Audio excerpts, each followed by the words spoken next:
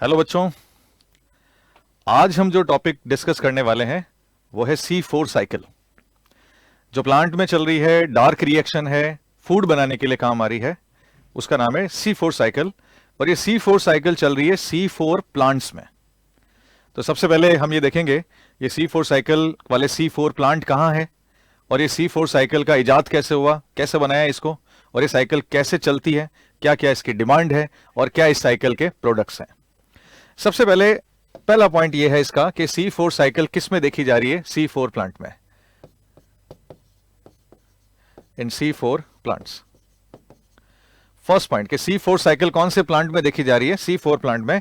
हम C4 plant किसको कह रहे हैं, ये C4 प्लांट हम किसको कह रहे हैं, वो वाले प्लांट जो कहां रहते हैं, ड्राई ट्रॉपिक पे रहते हैं, शुष्क, जिसको हम कह सकते हैं उष्ण कटिबंधीय जो क्षेत्र है वहां पर ये प्लांट मिलते हैं।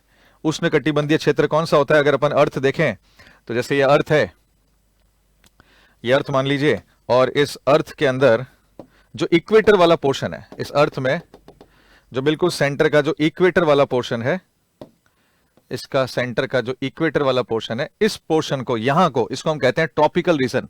और इस ट्रॉपिकल रीजन पर क्या पाए जाते हैं, C4 प्लांट। ये है dry tropical region. Dry tropical region पे कौन से प्लांट मिलेंगे, C4। यहां मिलने वाले हैं C4 प्लांट।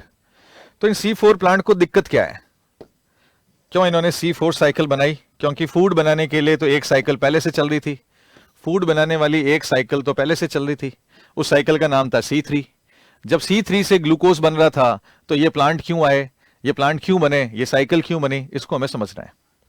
ये सन है, और सन की जो लाइट है, ये सन है, और सन की जो लाइट है वो डायरेक्टली किसके ऊपर गिर रही है, ट्रॉपिक रीजन पे। सन की लाइट डायरेक्ट किस पे गिर रही है, ट्रॉपिक रीजन पे गिर रही है। जब सनलाइट डायरेक्ट ट्रॉपिक रीजन पे गिरती है तो ऐसी कंडीशन में यहां पे रहने वाले प्लांट में लाइट रिएक्शन बढ़ती है। जब लाइट रिएक्शन बढ़ती है तो ऑक्सीजन बढ़ती है। जब ऑक्सीजन, क्योंकि जल टूटेगा, वाटर का स्प्लिटिंग होगा, लाइट डायरेक्ट गिरेगी प्लांट के ऊपर, लाइट रिएक्शन बढ़ेगी तो वाटर स्प्लिट करेगी, वाटर स्प्लिट करेगी तो ऑक्सीजन निकलेगी, और वो ऑक्सीजन रुबिस्को की दिक्कत कर देगी। रुबिस्को के चारों ओर इतनी ऑक्सीजन इकट्ठी हो जाएगी कि रुबिस्को एंजाइम CO2 बांधने के बजाय ऑक्सीडेशन करना शुरू कर देगा। जब ऑक्सीडेशन शुरू कर देगा तो फूड बनेगा नहीं, उल्टी प्रोडक्टिविटी कम होने लग जाएगी। तो ड्राई ट्रॉपिकल रीजन के साथ में क्या प्रॉब्लम आई, ड्राई ट्रॉपिकल रीजन के साथ ये प्रॉब्लम आई कि यहां पे सोलर रेडिएशन सीधी गिरती है। डायरेक्ट रेडिएशन गिरने की वजह से यहां पर वाटर की स्प्लिटिंग ज्यादा होती है। वाटर की स्प्लिटिंग ज्यादा होने से ज्यादा ऑक्सीजन निकलती है। ज्यादा ऑक्सीजन निकलने पे जो स्ट्रोमा में पड़ा हुआ रुबिस्को एंजाइम है उसके चारों ओर ऑक्सीजन इकट्ठा हो जाएगी, और रुबिस्को कार्बोक्सिलेशन नहीं करके ऑक्सीडेशन शुरू कर देगा। क्योंकि रुबिस्को एंजाइम के एक्टिव साइट के लिए CO2 और O2 दोनों कॉम्पिटिटर है, जो बढ़ जाएगा वो जुड़ जाएगा। तो लाइट बढ़ने के साथ ऑक्सीजन बढ़ेगी, रुबिस्को के साथ में ऑक्सीजन जुड़ेगी, और रुबिस्को RUBP का कार्बोक्सिलेशन नहीं करके ऑक्सीडेशन करेगा, जिससे प्रोडक्टिविटी कम हो जाएगी। इस प्रॉब्लम से बचने के लिए, प्रोडक्टिविटी को कम होने से रोकने के लिए एक प्लांट इवॉल्व हुआ है, उस प्लांट का नाम है C4। तो C4 एक एवोल्यूटेड प्लांट है, उद्विकास जिसका हुआ है, ये वो प्लांट है जो कहां मिलेगा, ड्राई ट्रॉपिक रीजन पे मिलेगा, और इस समस्या से बचने के लिए बनाए। तो इन्होंने कैसे बचाया अपने आप को वो देखते हैं। कौन कौन से C4 प्लांट है वो देखते हैं।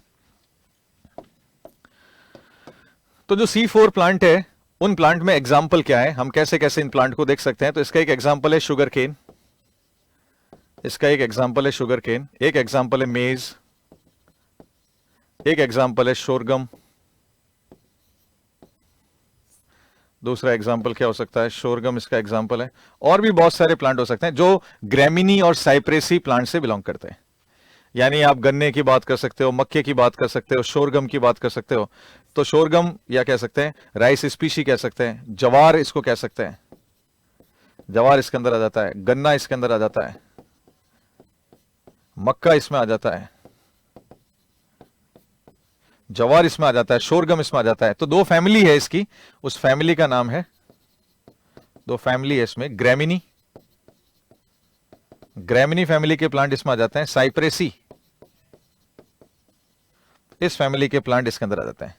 तो ग्रैमिनी और साइप्रेसी वाले जितने भी प्लांट है वो सब C4 प्लांट की कैटेगरी में आ जाते हैं, ग्रैमिनी एंड साइप्रेसी। अब इन प्लांट ने इस समस्या का समाधान कैसे किया है? तो ये समस्या ये है कि लाइट गिरने पर ऑक्सीजन बढ़ेगी, रुबिस्को जो है वो RuBP का कार्बोक्सिलेशन करने के बजाय ऑक्सीडेशन कर देगा, और ऑक्सीडेशन करके C2 साइकिल चलाएगा और प्रोडक्टिविटी को डाउन कर देगा। तो जो ड्राई ट्रॉपिक है उस पर तो लाइट ज्यादा गिरेगी, तो ये समस्या ज्यादा होने वाली है। तो जब ये समस्या ज्यादा होने वाली है तो इससे बचाव के लिए इन्होंने एक एडेप्टेशन लिया है। अगर इन प्लांट की पत्तियों को काटा जाए, अगर इन प्लांट की पत्तियों को काटा जाए, मान लीजिए हमने C4 प्लांट की एक पत्ती ले ली, लीफ ले ली, ये लीफ है मान लीजिए। जब इस लीफ का वर्टिकल सेक्शन ले लेंगे, हम इस लीफ का ऐसे वर्टिकल सेक्शन ले लेंगे, ये वर्टिकल सेक्शन है। जब वर्टिकल सेक्शन ले लिया तो हमने यहां पे एक नोटिस किया कि बीचों बीच में तो है मिडरिब, मध्य शिरा, और इसके चारों ओर विशेष कोशिकाओं का जाल है, विशिष्ट कोशिकाओं का जाल है, स्पेसिफिक सेल का नेटवर्क है। इस स्पेसिफिक सेल के नेटवर्क को हम कहते हैं बंडल शीथ। इन्होंने इस नए तरीके की सेल को इवॉल्व किया जिसका नाम है बंडल शीथ, ये बंडल शीथ। और बंडल शीथ के बाहर भी सेल है जिसको हम कहते हैं मेसोफिल।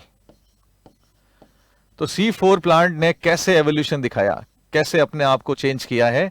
इन्होंने अपनी पत्ती में एक विशेष कोशिकाओं का नेटवर्क बना दिया, विशेष सेल का नेटवर्क बना दिया जिसको हमने कहा बंडल शीथ।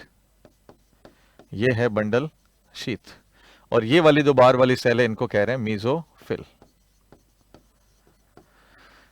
तो यहां पर एक स्पेसिफिक सेल देखी गई जो दूसरे प्लांट में नहीं है, उस सेल का नाम है बंडल शीथ। और ये जो बंडल शीथ है इसकी प्रेजेंस को हम कहते हैं क्रेन्स एनाटॉमी। इसकी प्रेजेंस को हम क्या कहते हैं? Cranes anatomy. ये क्रेन्स एनाटॉमी है, ये है क्रेन्स एनाटॉमी, क्रेन शारीरिकी जिसको कहते हैं। तो C4 प्लांट ने अपने अंदर इन सारी समस्याओं के समाधान के लिए, प्रॉब्लम को निराकरण के लिए क्रेन्स एनाटॉमी बनाई है। तो क्रेन्स एनाटॉमी में हमने ये देखा कि पत्तियों में दो टाइप की सेल है, एक सेल है मेसोफिल, एक सेल है बंडल शीथ। अब इन दोनों में फर्क क्या है? बंडल शीथ में क्या फर्क है, बंडल शीथ और मेसोफिल में क्या चेंजेस है वो देखा जाए।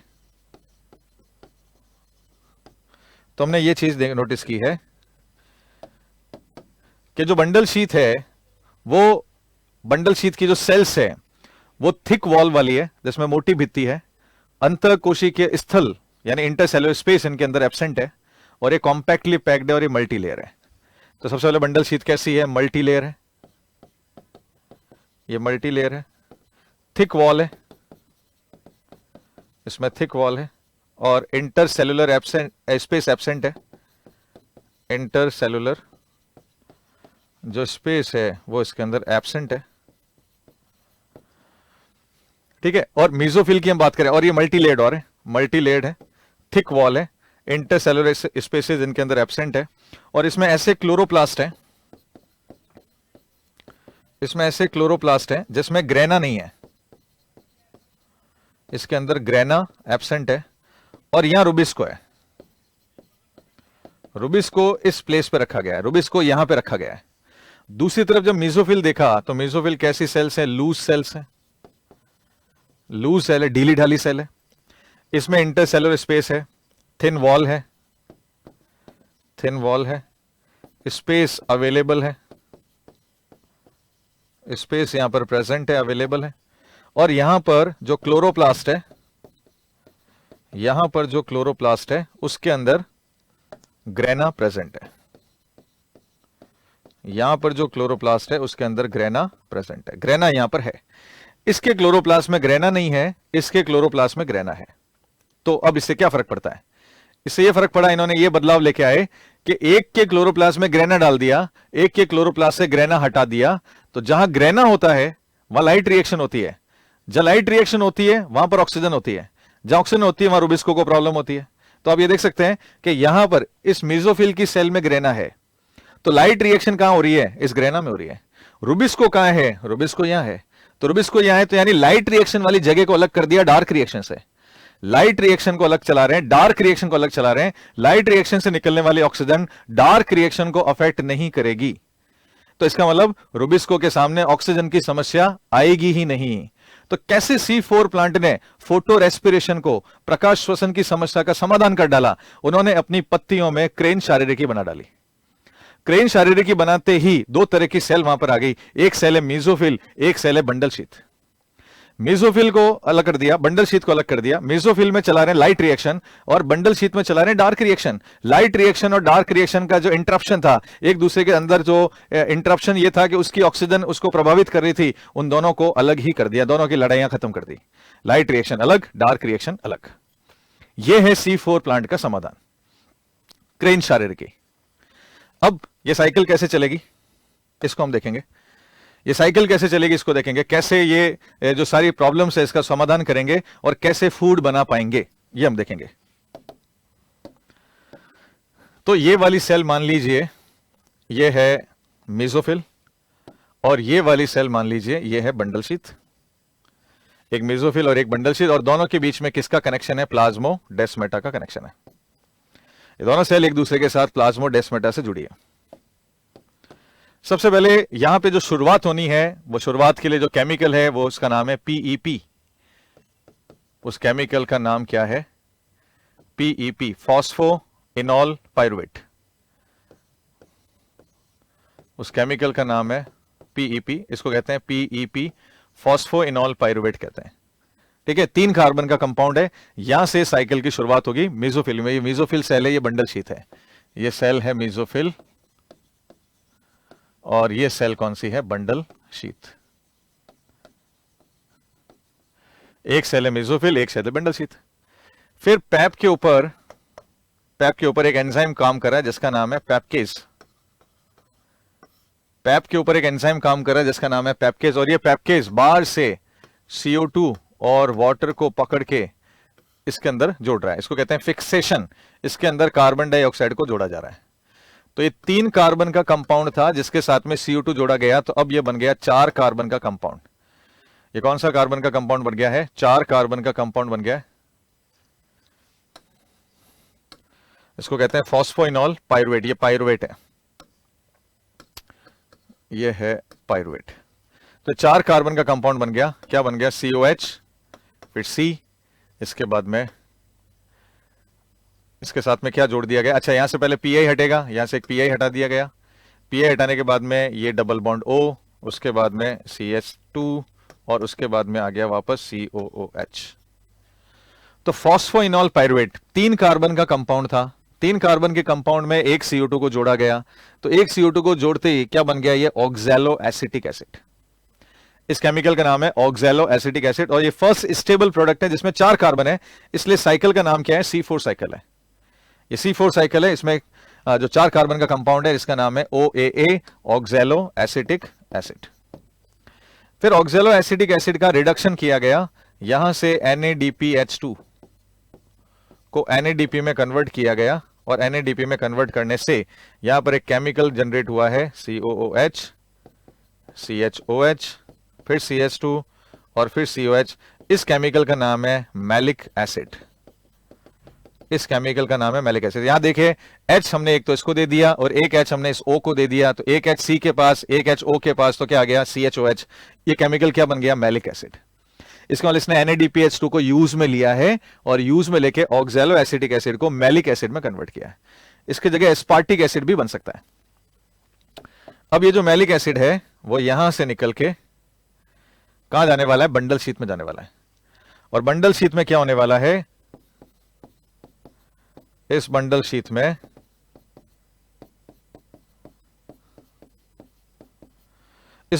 में से CO2 निकालने वाला है। यानी ये मैलिक एसिड जो आ गया है, ये जो मैलिक एसिड यहां पर आ गया है, इसमें से क्या हट जाएगा? इसमें से हट जाएगा CO2। यहां से निकल जाएगा CO2, और ये CO2 कहां से निकलने वाला है? यहां से, इस जगह से CO2 निकलने वाला है। ठीक है, ये CO2 जा रहा है, किस में जा रहा है? कहां चल रहा है, C3 साइकिल यहां चल रही है। C3 साइकिल जहां पे रुबिस्को पहुंच रही है, उस रुबिस्को तक कहां पहुंचा दिया गया, CO2 पहुंचा दिया गया, जिससे ये C3 साइकिल चलेगी और फिर यहां पर क्या बना दिया जाएगा, ग्लूकोज बना दिया जाएगा। यहां पे ग्लूकोज बना दिया जाएगा। फिर उससे क्या होगा, इसके बाद में यहां से H और यहां से H वापस हटा दिया जाएगा, ये हटा के NADP को दे दिया जाएगा और क्या बन जाएगा, NADPH2 बन जाएगा। यहां से H और यहां से H हटा के क्या बना देंगे, वापस NADPH2 बना देंगे। फिर क्या बचा, ऊपर बच गया COH एज इट, इसको तो हमने छेड़ा नहीं। यहां से H और OH हटा दिया तो बच गया पीछे C डबल बॉन्ड O, और पीछे ये वाला H इस CH2 के साथ लग गया तो बन गया CH3। इस केमिकल का नाम है पायरुविक एसिड। इस केमिकल का क्या नाम है, पायरुविक एसिड नाम है। यहां से अब पायरुविक एसिड बन गया। ये पायरुविक एसिड वापस कहां आएगा, ये मेसोफिल में आएगा। यहां से पायरुविक एसिड वापस कहां आ जाएगा, मेसोफिल में आएगा। और मेसोफिल में ये पायरुविक एसिड जो है वो अब क्या बनाएगा, PEP बनाएगा, एक एंजाइम की मदद से बनाएगा जिसका नाम है PPDK। PPDK, PPDK कौन सा एंजाइम है, PPDK का फुल फॉर्म है फॉस्फोपाइरुवेट, फॉस्फोपाइरुवेट डाइकाइनेज। इसका नाम है फॉस्फोपाइरुवेट डाइकाइनेज, जो ATP को सीधा AMP में कन्वर्ट कर देता है, जो ATP को सीधा AMP में कन्वर्ट कर देता है, वो है PPDK। ये रिएक्शन यहां पे खत्म हुई और वापस दोबारा से कहां पहुंच गए, फॉस्फोइनॉल पाइरुवेट तक पहुंच गए। फिर से हम इसको समझते हैं, इसका मेन कॉन्सेप्ट क्या है, इसके मेन पीछे रीजन क्या है कि क्या होने वाला है यहां पे, ये समझते हैं। सबसे पहले हमने शुरुआत की है फॉस्फोइनॉल पाइरुवेट से। फॉस्फोइनॉल पाइरुवेट जिसमें 3 कार्बन थे, उसके साथ में एटमॉस्फेयर से एक CO2 आया। पेप्केज एंजाइम ने इसको फिक्स किया और फिक्स करने के बाद में क्या बनाया, ऑक्सैलो एसिटिक एसिड बनाया। ये 4 कार्बन का कंपाउंड है, इसीलिए इस साइकिल का नाम है C4 साइकिल। एंड इस साइकिल को डिस्कवर किया था हैच एंड स्लेक ने, इसलिए इसको हैच एंड स्लेक साइकिल भी कहते हैं। ये 4 कार्बन का कंपाउंड NADPH2 से H लेके मैलिक एसिड बनने वाला है। फिर मैलिक एसिड यहां से निकल के यहां जाने वाला है, बंडल शीट में जाने वाला है। फिर मैलिक एसिड यहां से CO2 हटाने वाला है और CO2 किसको देने वाला है, रुबिस्को को देने वाला है। तो आप ये देख सकते हैं कि यहां पे लाइट रिएक्शन चल रही है, यहां डार्क रिएक्शन चल रही है, और जहां डार्क रिएक्शन चल रही है वहां पे जानबूझ के CO2 पहुंचाई जा रही है। जहां डार्क रिएक्शन चल रही है वहां CO2 पहुंचाई जा रही है, क्योंकि रुबिस्को को ऑक्सीजन नहीं मिलनी चाहिए। रुबिस्को को ऑक्सीजन नहीं मिलनी चाहिए, इसलिए यहां लाइट रिएक्शन है ही नहीं, लाइट रिएक्शन है ही नहीं, और यहां से CO2 और यहां पहुंचाई जा रही है ताकि रुबिस्को को CO2 मिलती रहे। फिर रुबिस्को यहां पे C3 साइकिल चलाएगा और फिर क्या बनाएगा, ग्लूकोज बनाएगा। यानी हर प्लांट में C3 साइकिल तो चलेगी ही चलेगी, क्योंकि केल्विन ने डिस्कवर किया था कि ग्लूकोज बनाने के लिए जिस साइकिल की जरूरत है वो C3 साइकिल है। फिर जब CO2 निकल जाएगा तो वापस NADP से NADPH2 बना दिया जाएगा। अगर आप ये सोच रहे हैं, और आपको सोचना भी चाहिए, कि जिस जगह पे लाइट रिएक्शन नहीं होती है या लाइट रिएक्शन नहीं है, तो इसको या लाइट रिएक्शन नहीं है, वहां पर क्या है, वहां पर ATP की जरूरत तो पड़ेगी। C3 साइकिल चलाने के लिए ATP चाहिए, C3 साइकिल चलाने के लिए NADPH2 भी चाहिए। तो NADPH2 कहां से आएगा, ATP कहां से आएगा। तो इसका मतलब बंडल शीत में जो हरित लवक है, बंडल शीत में जो क्लोरोप्लास्ट है, उसमें एक चीज नहीं है, वो है ग्रेना। उसकी जगह पर क्या है, उसके अलावा क्या है, उसके अलावा है स्ट्रोमा लैमेली, पिठिका जिसको अपन कहते हैं, स्ट्रोमा लैमेली, स्ट्रोमल लैमेली जिसको कहते हैं, वो यहां पर है। और स्ट्रोमा लैमेली में क्या चलता है, स्ट्रोमा लैमेली में साइक्लिक प्रोसेस चलता है। तो साइक्लिक प्रोसेस से ATP तो बनेगी, यानी ATP तो यहां बन रही है, लेकिन NADPH2 यहां नहीं पहुंच रहा है। तो NADPH2 पहुंचाने का रास्ता क्या है, यहां पर NADPH2 को खा लिया गया या NADPH2 वापस बना दिया गया, या NADPH2 को खा लिया गया या NADPH2 वापस पहुंचा दिया गया। इसका मतलब बंडल शीट में ATP बनेगी क्योंकि यहां पे स्ट्रोमा लैमेली है, NADPH2 नहीं आएगा क्योंकि ग्रेना नहीं है। तो NADPH2 को पहुंचाने का यह तरीका है कि यहां पे NADPH2 पहुंचा दिया गया, जो अब C3 साइकिल में काम आ जाएगा। फिर यहां से CO2 निकल गया और NADPH2 बना दिया, बाकी का जो बचा हुआ है वो बन गया पायरुविक एसिड। फिर पायरुविक एसिड वापस इधर आ गया, इधर आने के बाद में पायरुविक एसिड को क्या कर रहे हैं, वापस PEP में कन्वर्ट कर रहे हैं, और वापस पैप में कन्वर्ट करने के लिए जिस एंजाइम की आवश्यकता है उसका नाम है PPDK। ये लो टेम्परेचर सेंसिटिव है, लो टेम्परेचर सेंसिटिव है, इसका मतलब ये हाई टेम्परेचर पे काम करने वाला है। इसका मतलब अगर C4 प्लांट हाई टेम्परेचर पे रहेगा तो भी एंजाइम काम करता रहेगा। इसका मतलब हाई टेम्परेचर के लिए अडेप्टेड है, ये ट्रॉपिक पर रहने के लिए अडेप्टेड है, ये लो CO2 के लिए अडेप्टेड है, ये हाई लाइट इंटेंसिटी के लिए अडेप्टेड है। तो C4 प्लांट 3 चीजों के लिए डायरेक्टली अडेप्टेड दिख रहा है, हाई लाइट इंटेंसिटी, लो CO2 अवेलेबिलिटी और हाई टेम्परेचर, राइट। अब इस साइकिल के कौन कौन से स्टेप्स हैं, इसको स्टेप में कैसे डिवाइड किया। पहले स्टेप का नाम है फिक्सेशन, दूसरे स्टेप का नाम है ट्रांसपोर्टेशन, तीसरे स्टेप का नाम है डीकार्बोक्सिलेशन, चौथे स्टेप का नाम है अगेन ट्रांसपोर्टेशन, और पांचवें स्टेप का नाम है रीजनरेशन। तो पहला जो स्टेप है उसका नाम है फिक्सेशन, ये फिक्सेशन, ये पहला स्टेप हो गया। दूसरे का नाम है ट्रांसपोर्टेशन, ये जो स्टेप है उसका नाम है ट्रांसपोर्टेशन। तीसरे स्टेप का नाम है डीकार्बोक्सिलेशन,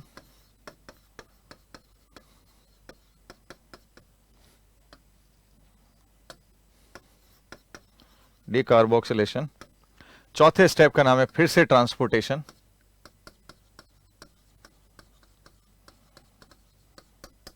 और पांचवा जो स्टेप है ये वाला, इसका नाम है रीजनरेशन। अब इस साइकिल में कितनी एटीपी खर्च हुई है, कितना NADPH2 खर्च हुआ है। इस साइकिल में आप देखिए C3 साइकिल तो चल रही है, और हमको पता है कि C3 साइकिल में कितने एटीपी कितने NADPH खर्च होते हैं, तो 12 NADPH और 18 एटीपी खर्च होते हैं। तो देखिए अगर यहां पर हम यहां पे एक्सपेंस की बात करें, खर्चे की बात करें, हम यहां पर अगर एक्सपेंस की बात करें, खर्चे की बात करें, तो C3 साइकिल में कितना खर्च होगा। तो C3 साइकिल में फिक्स है 12 तो NADPH खर्च होंगे, और साथ में 18 एटीपी खर्च होंगे। लेकिन जो C4 साइकिल जो एडिशनल चल रही है उसका क्या होगा। जो एडिशनल चल रही है वहां हमने नोटिस किया कि यहां पर एटीपी सीधा किस में कन्वर्ट हो रही है, AMP में। यानी यहां पर एक नहीं 2 एटीपी के बराबर ऊर्जा खर्च हो रही है। एक एटीपी नहीं 2 एटीपी के बराबर एनर्जी खर्च हो रही है। तो 2 एटीपी के बराबर, तो ये कितनी बार साइकिल चलती है, ये साइकिल कितनी बार चलती है, साइकिल 6 बार चलती है। तो 6 बार चलती है तो ये 2 एटीपी के बराबर एनर्जी खा रहा है, तो 12 एटीपी एक्स्ट्रा हो गया। एक में 2 तो 6 में 12, तो 12 एटीपी एक्स्ट्रा हो गया। तो इसका मतलब यहां पे 12 एटीपी एक्स्ट्रा हो गया। लेकिन C4 साइकिल में NADPH2 खर्च नहीं होता, NADPH2 यहां खर्च नहीं होगा, लेकिन 12 एटीपी खर्च होगी। अब टोटल कितना खर्चा आ गया, 12 NADPH और साथ में 12 और 18 30 एटीपी का खर्चा आ गया। तो C4 साइकिल में C3 साइकिल की कंपैरिजन में, C3 प्लांट के कंपैरिजन में 12 एटीपी ज्यादा खर्च करना पड़ रहा है, क्योंकि ये अनुकूलन की कॉस्ट है, ये अडेप्टेशन की कॉस्ट है, क्योंकि ये प्लांट अडेप्टेड है, ये हाई टेम्परेचर अडेप्टेड है, ये बंडल शीत रख रहा है। इसका मतलब जो कुछ चीज एडवांस करनी पड़ती है उसमें खर्चा तो करना पड़ेगा। तो 12 एटीपी यहां पर एक्स्ट्रा खर्च हो रहा है। तो ये थी बच्चों C4 साइकिल। आई होप आपको समझ में आया होगा कि C4 प्लांट क्यों बना। क्योंकि C4 प्लांट ड्राई ट्रॉपिक पे रहता है, ऐसी जगह पे रहता है जहां पे बहुत ज्यादा लाइट गिरती है।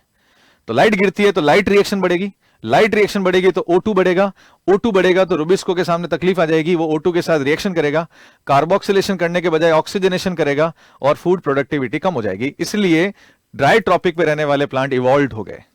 उन्होंने अपनी पत्तियों पे बंडल शीट बनाई, मेसोफिल तो थी, बंडल शीट भी बनाई। बंडल शीट इसलिए बनाई ताकि लाइट रिएक्शन को डार्क रिएक्शन अलग कर सके, रुबिस्को को वहां से हटा सके, और रुबिस्को डाल दिया गया बंडल शीट में। मेसोफिल में चल रही लाइट रिएक्शन, अब लाइट रिएक्शन डार्क रिएक्शन की जगह अलग कर दी। लाइट रिएक्शन अब डार्क रिएक्शन को प्रभावित नहीं करेगी।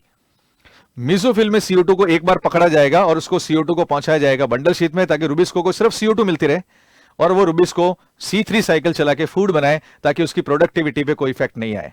तो ये है एक अडेप्टेशन जो हमने क्रेंज एनाटॉमी बंडल शीट के रूप में देखा। इसके लिए उन्होंने 12 एटीपी एक्स्ट्रा खर्च किए।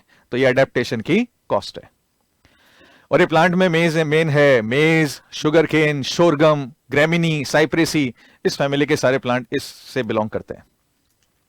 तो आशा करते हैं आपको ये C4 साइकिल यहां पे समझ में आई होगी, और इसको आप अच्छे से समझेंगे, NCERT को अच्छे से कवर करेंगे, आपको सारी की सारी चीजें यहां पे समझ आ जाएगी। अब देखिए बच्चों, आपके लिए एक बहुत बड़ा ऑफर है, और इस ऑफर का नाम है दिवाली महाधमाका ऑफर। दिवाली महाधमाका ऑफर में आपको क्या मिल रहा है, ये क्या धमाका ऑफर है आप देख सकते हैं। ये सबसे पहला पॉइंट तो ये है इसमें कि ये 10 से लेके 15 नवंबर तक चलेगा।